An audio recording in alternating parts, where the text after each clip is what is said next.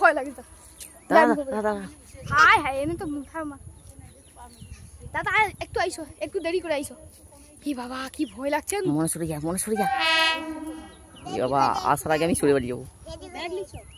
কি কি দেখতে ভয় লাগছে রে, পুরো বিচ্ছি ভয়ঙ্কর লাগছে।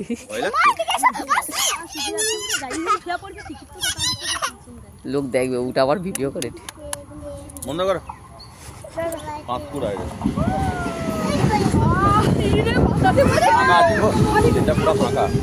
এই লাস্টে দিতে এইদিকে লোক, সামনের দিকটা পুরো